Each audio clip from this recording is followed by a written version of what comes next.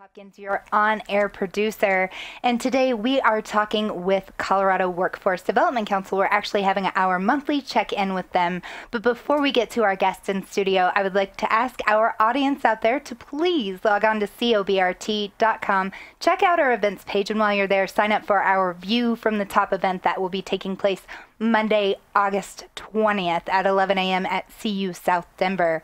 But I'm going to go ahead and jump in to today's show. I have Britta Blodgett. She is the Senior Communications Strategist at the Colorado Workforce Development Council. How are you, Britta? I'm doing well. How are you? I'm great. Thanks for asking. So we have not had you on, you were mentioning, in probably a couple of years' time now. Mm-hmm. Yeah. So welcome back in studio. It's great to be here. Thank you for having me. Yes. And who is your guest today? Today we have Jenny Smith, who is from the Denver Opportunity Youth Initiative. She is also shared staff with the CWDC.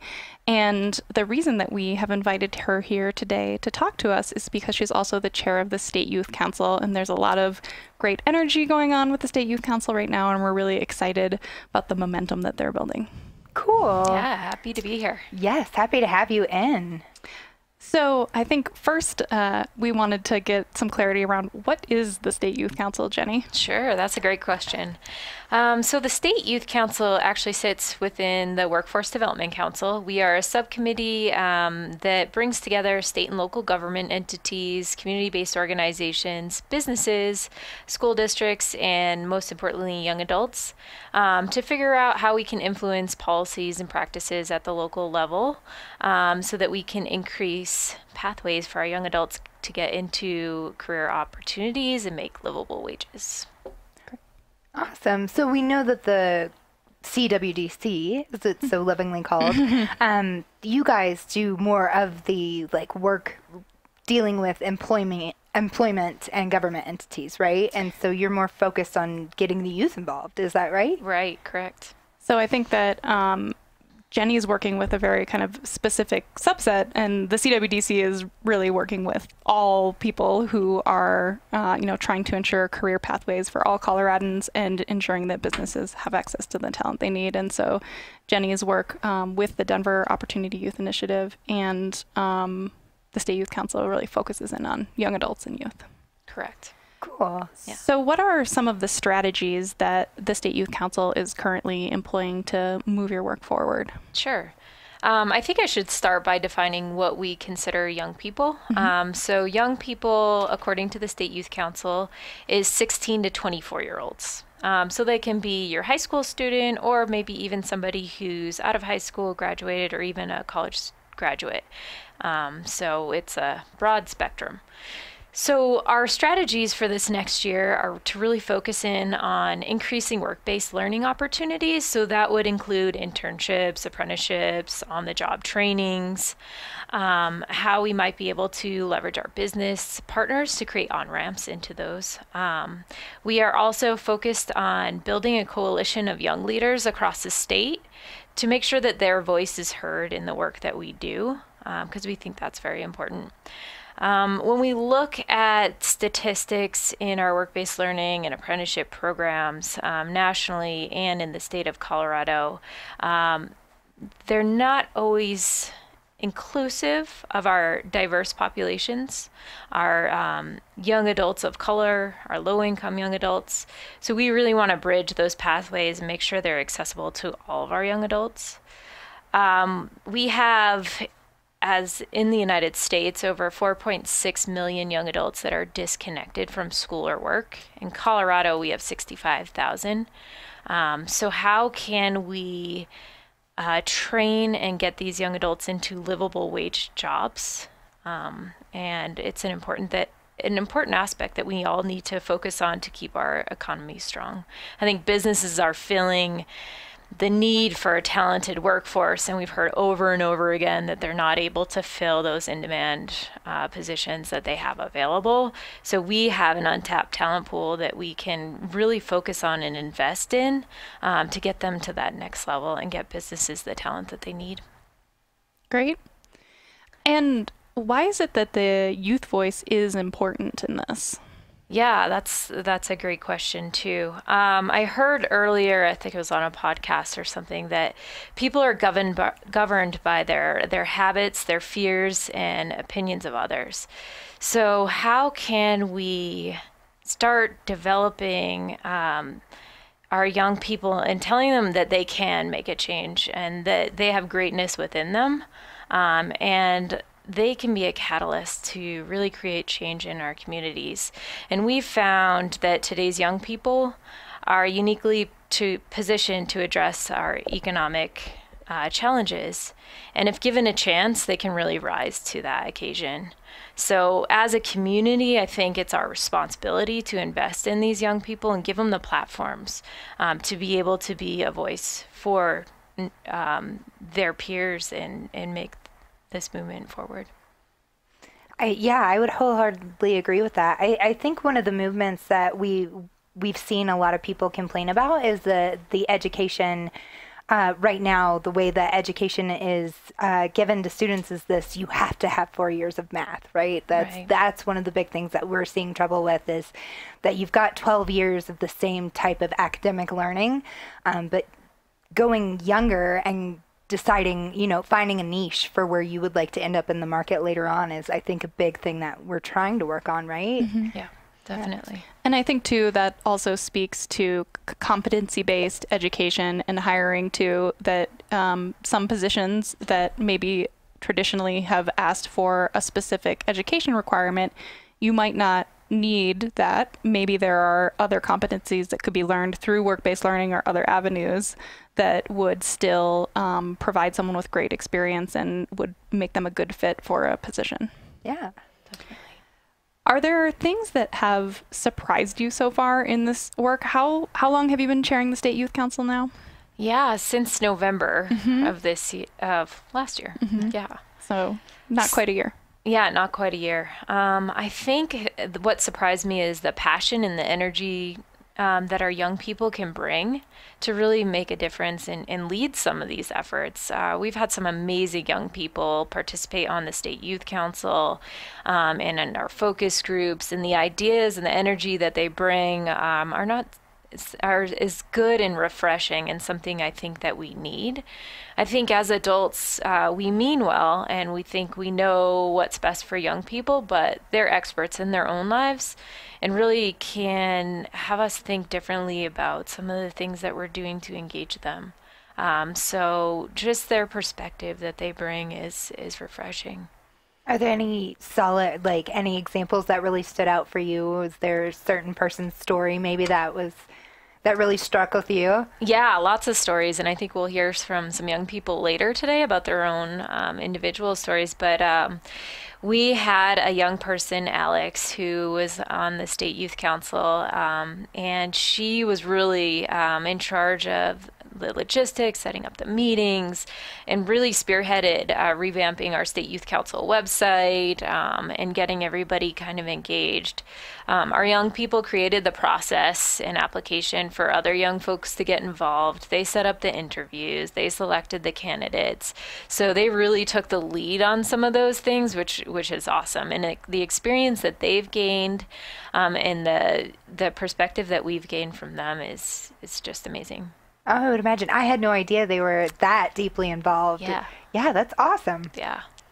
And we've had a youth apprentice at the CWDC and also another young adult involved with who was working for us for a while. And I would just echo Jenny that they brought such valuable perspectives. And, a lot of the work we're doing is working on tools that are targeted at young people. And it's really important to talk to young people, talk to your audience, Right. And I think that the feedback that they would provide for us, oftentimes it was like, oh, yeah, of course. Yeah. You can't see the forest for the trees sometimes, right? So Even with the best of intentions, kind of double checking with your target audience is always so important. Yeah, for sure. Definitely. Why should businesses care about all of this? And how can they get involved? Yeah, that's a great question. I think businesses can't afford not to care about this at this point in time, especially with our labor shortage in Colorado. If we're not engaging those underserved populations, our businesses are going to have to look elsewhere for talent and maybe even move out of state. So we definitely want to make sure that we're investing in our talent within the state. There's a huge economic burden for young people that don't get engaged over a lifetime in taxpayer dollars that we're spending. I think the figure is over $700,000 in taxpayers over the life of one young person that stays disengaged. So we can't afford not to invest in these young folks. And there's lots of opportunities for businesses to get involved, specifically in the State Youth Council, but also in opening their doors to some of these work-based learning opportunities, and being producers of talent and not just consumers of talent. I think that's important. Specifically for the State Youth Council, we have an exciting sponsorship opportunity for businesses really to get engaged with our young people. So we have an exciting opportunity for businesses to sponsor a young person on the State Youth Council for a year. It's a $1,000 financial investment, and that will go to professional development for that young person to be trained on really how to carry their voice forward and advocate for policies that they care about. So that young person will engage with the State Youth Council for a year, plan for an annual conference that we'll have in August of 2019, and be able to then present to the business after their year is complete, what they learned, what they got out of the experience. It's a great way for businesses to have kind of a personal experience with the State Youth Council and really get invested into our young people. So we do have that opportunity available. We need business champions that will spearhead the efforts to create these pathways for our young people and invest in them. And then we also have membership on the State Youth Council, and we're looking to recruit businesses for that too. So multiple ways to engage. More information on the sponsorship can be found on the State Youth Council website. There's a tab called Get Involved, and it also has my contact information on the bottom. So it will highlight some of the details of what the sponsorship looks like, and then businesses can follow up by emailing me to get involved. Nice. I have a question for you, and I don't know that this is necessarily in your wheelhouse, but I think one thing that a lot of businesses end up doing is that they'll take students on for either an internship, right? Yeah. And so a lot of times I feel like there's missed opportunity there because you send them out to get coffee, to make copies, right? To do kind of the grunt work, which you need to learn, right? Sure. I still mess up copying here all the time. Yeah, I would too. Right? It's just not my forte. But I also think a lot of businesses kind of miss out on an opportunity on where they can plug these students in. Do you have any advice for businesses on when they get that internship, besides doing the coffee and the copying and the taking lunch orders? Where else can I plug these students in? Yeah, that's a great question. I think there's a lot of organizations out there that can help support businesses inform what that internship looks like and make sure that it's a valuable experience for both the business and the young person. And resources can be found on the Talent Found Gateway. In addition to that, though, I think what we found successful is project-based internships. So giving the young person responsibility over a project that may not, affect if the business stays running or not, but so something they shouldn't do a project on a $6 million deal then. Yeah, probably not. Okay. But something that a business may have always wanted to focus on, but maybe just didn't have the time or resources, and give the young person ownership and the ability to run with that and use creativity, think out of the box, and really own that project. And also having a mentor assigned to that young person outside of their supervisor on the job, we've seen as a promising practice, because young people are not always comfortable going to their direct supervisor for concerns that they may have. So having a mentor is someone else to go to with life situations, or if they also have issues with their supervisor, we've found that that's been successful for our young adults.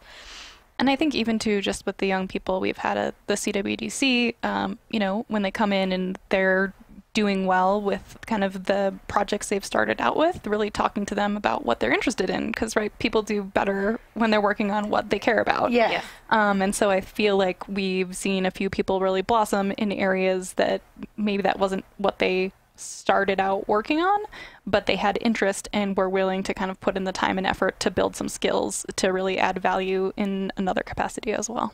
Yeah, that's I as somebody who started out in the traditional college pathway, but then completely changed. I got 3 years in and hated my major, and I took a long roundabout walk to find myself. As many of us do. Yes, where and it's continual, right? Yeah. Throughout your lifetime, everyone's touched by that at some point. I think when I went back to school finally at 30 years old, I threw spaghetti at a wall. Right? And I was like, I'm taking a journalism class and a business class and a Spanish class. Yeah. Is there any recommendations there for when students do have these opportunities? Is there a chance to throw spaghetti at a wall doing this, perhaps? I guess, and I'm speaking mostly just from our experience with the young adults we've had at the CWDC. I think it is that, okay, these are the things that need to get done, but then here are some other options. What are you interested in? And I do think the more you can try different things when you're younger, then it helps you answer some of those questions. Yeah. I think in the lines of work-based learning, when we think about some of the pre-apprenticeship programs, the job shadowing, those are opportunities, right, for young people to see what they like, what they don't like, get to touch and feel what a career may look like, and not invest thousands of dollars in student debt. So they're really like short. The pre-apprenticeships, like a short boot camp training, usually followed by a work experience at the job.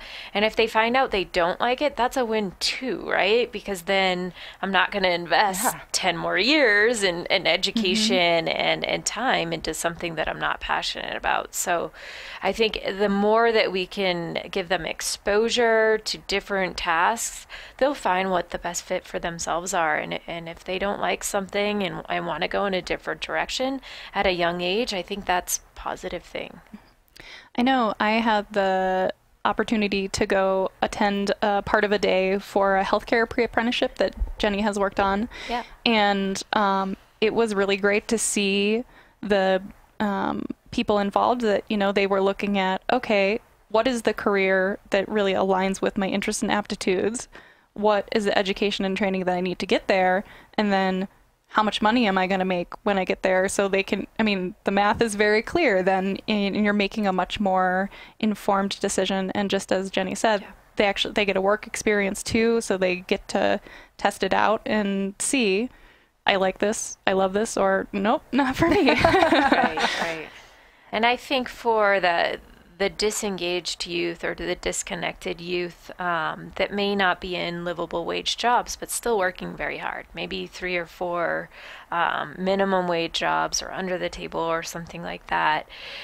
They don't have the time or money to invest, like some of us were fortunate to have had, into that 4-year degree or some of those unpaid opportunities. So those experiences, like the pre-apprenticeship programs, apprenticeship programs, internships, give them the opportunity to learn while still making wages, because oftentimes they're helping to support their families, maybe even having little ones themselves. So that really gives them the opportunity to still be able to develop their skills while making wages. Nice. Yeah. That's that would be something I think would be of real interest, right? Is being able to also work and do, because as an adult you have to do that. You have to learn that work-life balance anyway. Right? So learning that as young as you can is ideal. Definitely. And I think that, as Colorado is really working to promote work-based learning, and that, we have a continuum of work-based learning, and an apprenticeship is kind of at the end that's really employer-led. There is a lot of investment from an employer for an apprenticeship, but we also feel that employers get a lot out of that. And on the other end of the spectrum, where things are a little bit more driven by education, even career fairs or going and talking to a classroom. There are lots of different ways to kind of dip your toes in the work-based learning pool. Yeah. So I know we're going to be talking to some young adults shortly, and I believe they're both participants in the Youth Leadership Academy. Yeah. Can you talk a little bit about what the Youth Leadership Academy is and how does it connect to the State Youth Council? Or Sure. So we decided with the Denver Opportunity Youth Initiative to pilot, sorry, my headphones are falling off, pilot a youth leadership academy to really train young adults on how to be civically engaged and organizers within their own communities. So we partnered with Young Invincibles, which is a national nonprofit, to do a 8-week leadership academy for young adults across the metro area. So we do have young adults coming from Thornton, Wheat Ridge, I think out in Aurora too, and then some from Denver. And each week they're covering different topics and issues in workforce and education. We hope to then use this group to really advocate for policies and practices to diversify work-based learning opportunities and make sure they're inclusive of all young adults and not just high school students or college students, but how can we make them inclusive of all young adults? And they're learning cool things about advocacy and storytelling, and they'll talk to you a little bit more about that too, but great exposure. We're also getting some questions from them, and we're, as the Denver Opportunity Youth Initiative is hosting the gubernatorial debates coming up soon at the Denver Chamber, so we are going to get questions from our young leaders to ask our candidates. And to make sure that their voice is included in that debate too. So really exciting opportunities. We hope to engage some on the State Youth Council and other boards and commissions throughout the state. So exciting for the young adults that are attending, but also for us to have such a group of great young people. They're fantastic, and you'll hear more from them soon.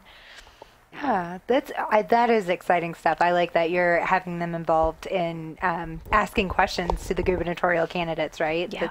Education is a big piece of the platform this time around. Well, always usually.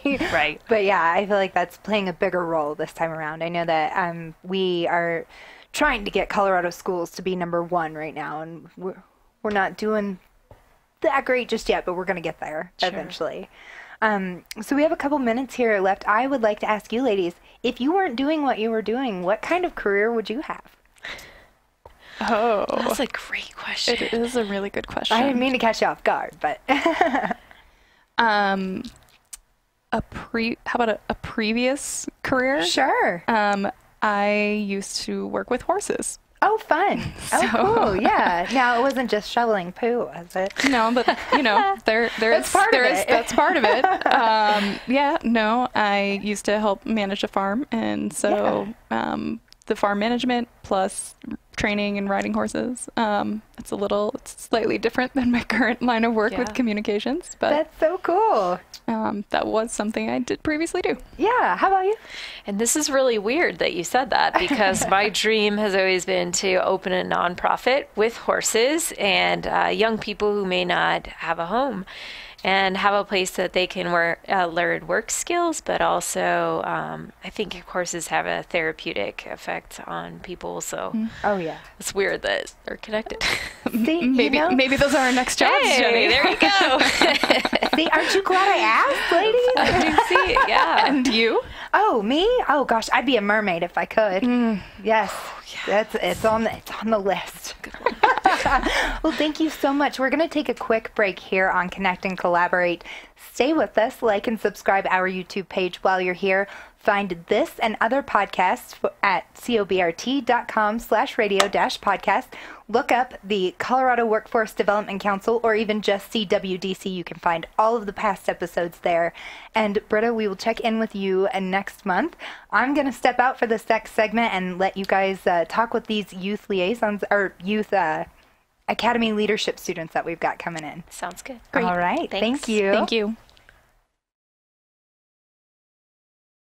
Welcome back. This is Britta Blodgett from the Colorado Workforce Development Council, Council here on Connect and Collaborate, and I am here with Jenny Smith and some of our young adult leaders to talk more about the State Youth Council and youth leadership. So Jenny, would you like to introduce our guests? Sure. We have Faiza Sheikh and Olu Ogidon, our youth leaders who are participating in an 8-week youth leadership academy with Young Invincibles. I'm excited to have them here and tell us a little bit more about themselves today. So, thank you all for joining us. Yeah, thanks. Yeah. Of course. So what inspired you all to get civically engaged? So I think for me, what really inspired me to become civically engaged, well, it was really a long process of finding out a lot about myself as well as learning a lot of different skills. So I think it really began with how I was growing up and how that taught me to be fiercely passionate about the things that I was interested in. And the first thing that I remember being really fiercely passionate about was my culture and my heritage and the places that I came from. And I remember growing up, I often felt like I was basically growing up with my feet in two different worlds. I would go home and I'd always be immersed in all these different Indian cultural things, as well as all of these different ideals that came from being Muslim. And I think that really taught me to be so passionate, because I would go out and I would talk to my peers and realize that a lot of people didn't have those same beliefs, and that really taught me to be passionate and stand my ground on some of the beliefs that I had. And before I could even apply that to anything, though, it really took also understanding that I wanted to be part of the community and I wanted to be involved in the community. And I think that epiphany really came to me when I was in about 6th or 7th grade. So I had done a program known as the Dawson Summer Leadership, and it was at the Dawson School in Lafayette, and it was a 5-week program. And basically we were given a topic in our year. It was transportation, when we started to look into ways that we could begin to innovate that and maybe make it better and make it something that was more beneficial for our community. And so that was something where I really started to realize that being involved in the community mattered to me, and that I could take that fierce passion I had developed as a child and start to apply it to other things. But even then, I didn't think I had what it took to be civically engaged, and I'd always thought being civically engaged is civically engaged is for other people, and that I'm not those people. And it took another experience, and that was going to a conference or a seminar known as HOBY, which is the Hugh O'Brien Youth Foundation. And while I was at that seminar, it was basically, well, HOBY, I'll give you a little bit more background on that. It basically conducts seminars both nationally and a couple on the international level. And with that, I think I learned a lot about personal leadership, a lot about group leadership, and a lot about societal leadership. And to be honest, I'm so grateful for that experience, because it really inspired me. It really made me feel this sense of power that I never really had been given or had really experienced before. And I think the biggest takeaway from that was that, change could start with me. I'd look at different things and I'd say, it's other people who start nonprofits. It's other people who go after the things that they really strongly believe in. It's other people who do this and that. And I think HOBY was the first time I saw that the change could be me, and if not me, then who, and if not now, then when. And I think that being inspired to be civically engaged has just continued from there, and it's still happening, and it's constantly motivating me. Great. Thank you. It's tough to follow. Yeah. Like Faiza here, my parents are also immigrants, and kind of growing up with that dual identity that, it's kind of different. So you start realizing, like, I'm part of multiple communities, kind of. I'm not just an American. I'm also Nigerian by heritage. And for me, really, my civic engagement started with the day that my parents became citizens, because it was right before the 2008 election, and they were incredibly excited to vote. And from that moment on, I was like, wow, that excitement is something that actually excites me. And I kind of got involved in various campaigns and started learning a little bit more about policy and policy decisions and things like that, and looking at, like, what are problems in my community that I don't like to see, and what are problems that I can kind of solve. So one thing that my community really didn't do much of was recycling. And I didn't know at the time, but Denver had a recycling program, but thankfully Google exists, and I looked and I found a recycling program and got the recycling box, and I literally walked to every single one of my neighbors and was like, hey, do you mind, like, well, not every, but most of my neighbors, and I said, hey, do you mind getting a recycling bin? Like, it's super easy. All you have to do is put in, like, cardboard into your plastics and glass, etc. And now it's Denver thankfully has expanded the program and really talked about it, and there are recycling bins all over the place. But those moments and those experiences really helped me build my confidence in talking to other people about issues that are very important to me. And then fast forward throughout the rest of high school, throughout college, not only like in the political scene, but also like what are things that we can change within our own, like within my own school? What are things that I can do within my college? What are things I can do with my friend group that kind of help inspire the people around us, or advocate for some policies or some things that we don't necessarily think about. I was involved in AmeriCorps, for example, and that was one of the more challenging things I've definitely done in my life. It was land conservation work, so a lot of fire mitigation, trail building, and things like that, and manual labor, my God. But it really taught me the importance of just being involved and getting out there and doing the things that are important to you. Great. And how did you all get engaged with the Youth Leadership Academy? So I definitely think that coming off from a lot of the things that I'd been participating in, I'd known that I'd had a lot of these passions, but I just really wanted to get engaged in a way that was more tangible than just, being involved in the community was also a good way to start, but I did want to be part of the larger movement and things like that. And so as I started to research and look into things that might help me do that, I came across the Denver Youth Leadership Academy. And just reading through what the Denver Youth Leadership Academy was, I saw a lot of emphasis on advocacy, and that's always been something that's really been important to me. And I always think that I've always thought that there's a lot of power in words, and that by using words and by being able to connect with people and talk to them, that's the best way to get any sort of message across. And I knew that this was something that I had to do in order to gain those skills. And knowing that, that really culminated in the second meeting that we had of the Leadership Academy. And we had a storytelling kind of workshop or activity. And in that, everyone basically started to write down the different stories that they had, and that basically motivated them to start advocating for the different issues that they were advocating for. And I think just listening to everyone say their story really helped me connect to them and put a face and some emotions to issues that I'd heard so much about. And I don't think that maybe I would have felt the same interest that I did in those issues if I hadn't really heard all the things that they had to say about all those issues, and if I hadn't seen all the emotions that they had basically associated with that issue. And along with that, I think that it was really a moment where I realized that I do want to be part of advocating more for myself and for other issues, and being part of that advocacy through storytelling.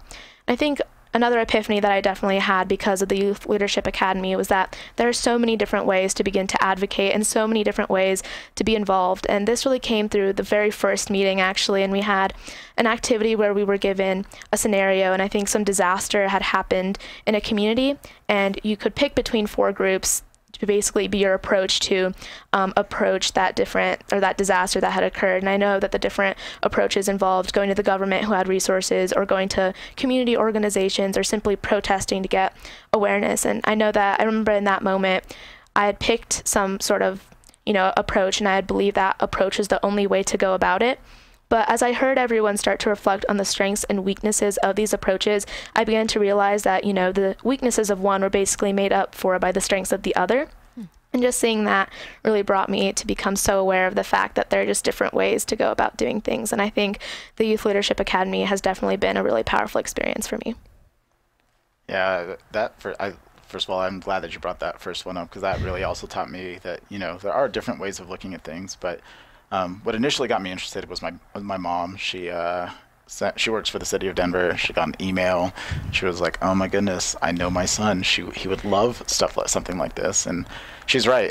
Community involvement and coming up with policies that really help young people, because we do sometimes get left out of the conversation, even though we are the next generation or the future and whatnot.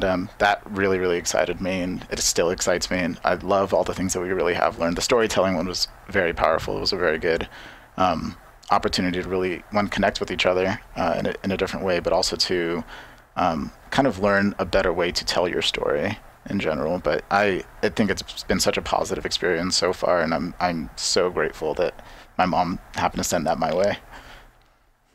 Wonderful.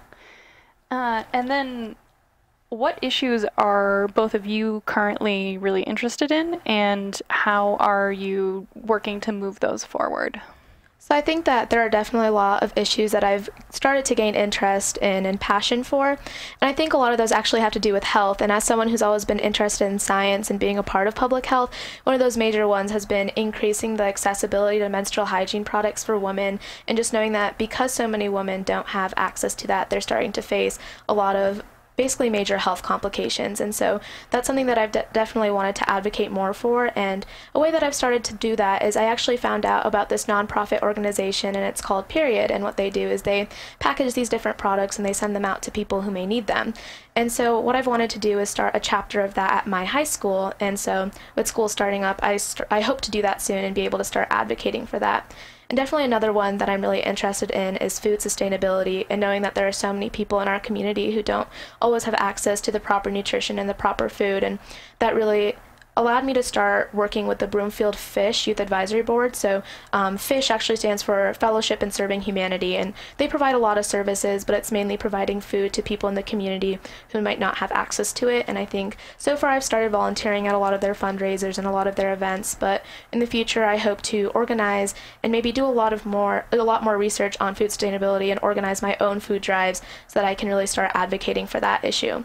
And because I'm only 16, that's really all I've started with advocating, but there are definitely so many issues that I'm still interested in advocating for, and I think above all it's about creating a community that we can call inclusive and that we can say allows everyone to feel comfortable and feel accepted. And with that, that might even mean for me advocating for my religious beliefs, advocating for my culture, for my heritage, advocating for the stigma that exists for mental health, and advocating for the different forms of discrimination that might exist. And I think more than just saying, that I want to erase discrimination, I think it really comes with acknowledging the fact that all of us have this inherent form of discrimination within us, with whether or not we'd like to accept that. And I think that realization really came to me through a presentation I'd seen that really inspired me. It was by speaker Jamie Utt, and it was an activity called The Wall. And in this activity, we had filled out little pieces of paper, and they were pretty large, they were posters, and on these, they were titled with the name of a minority group based on either race or religion or gender or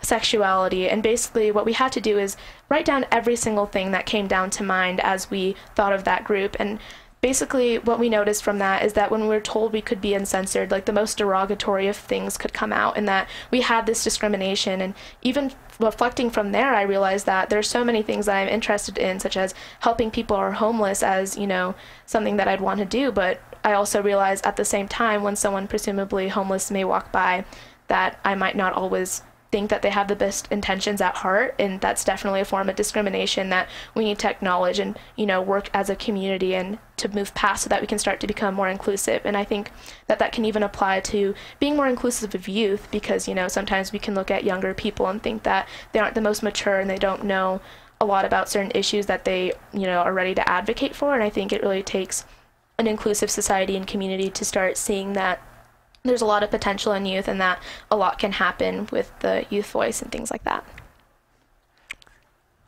Sorry, can you repeat the question one more time? What are the issues that you are really interested in right now and working to advance? Yeah, so education is huge for me. It's huge in my family. It's huge in my communities. So one thing that I've personally been doing with my family, and kind of starting now with some of my coworkers, is creating little funds to help people gain an education in the various countries that we come from. So a lot of my coworkers are Indian, a lot of my community is obviously Nigerian. So how do we help people in those countries to get a good education within their own space? But even here, I think mentorship is a really important thing. That's another thing that I feel very strongly about. And in my own little informal ways, I try to help mentor people who are in high school or who are getting in that little transient period between high school and college, or high school and whatever comes after high school, and helping them kind of make those decisions. Like, do I want to do a 4-year degree? We just learned about apprenticeships, thankfully, and I had no idea that was a thing. Now I can say, hey, these apprenticeships are something that are available to you. So those are kind of my top two, and the ways that I'm getting involved are a little different. Yours are awesome, but they, I still think they have a very sizable impact, even if it's just one person at a time. And another one is food food deserts. I technically live in a community that is categorized as a food desert.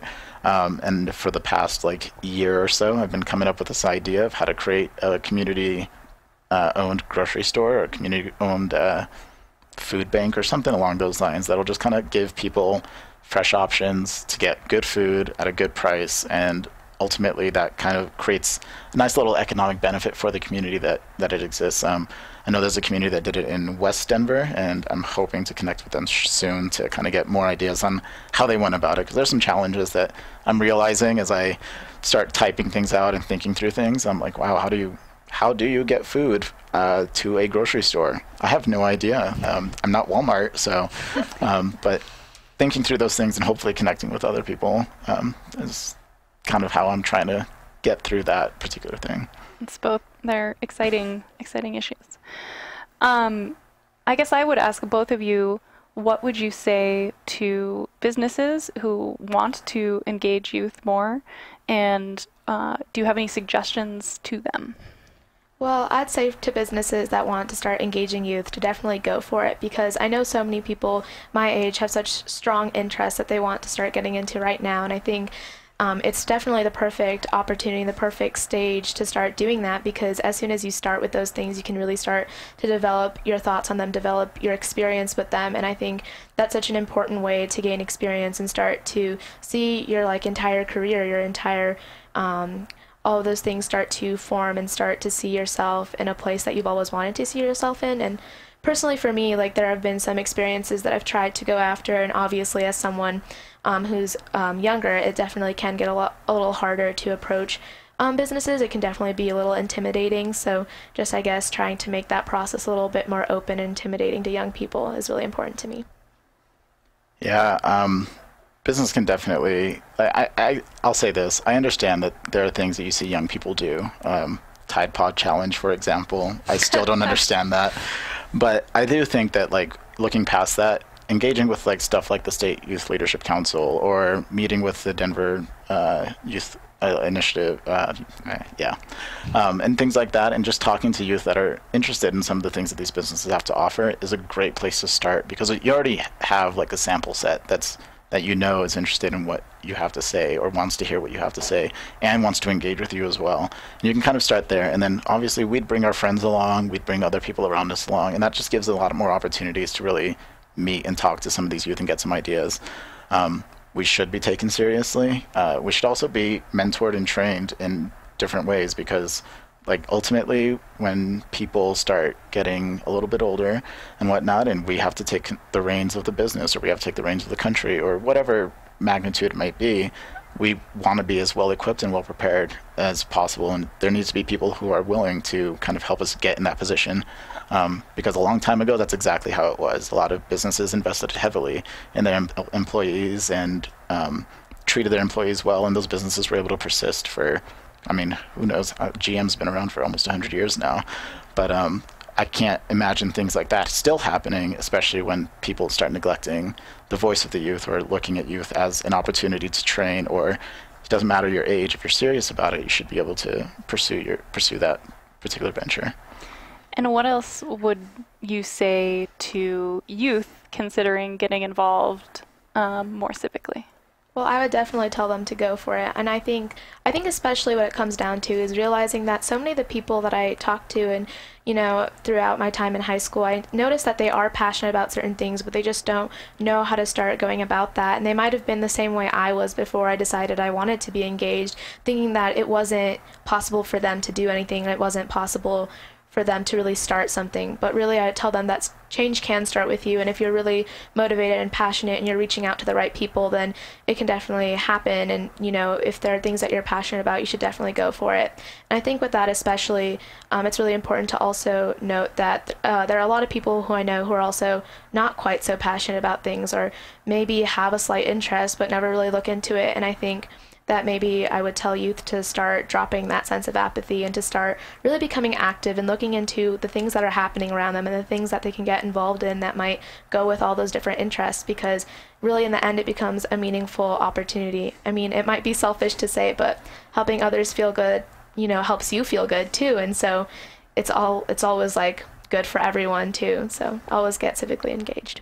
It does, sorry, I don't mean to cut you off. It does sound like the skills that you are all learning and practicing through the Leadership Academy are, what I'm hearing from you is that they are kind of personally valuable to you, but they sound like skills that will also be professionally valuable as well. Of course, yeah, I definitely think the need to advocate for yourself is definitely important even in a professional field, because if you can't really advocate for yourself, then you can't really expect anyone else to advocate for you.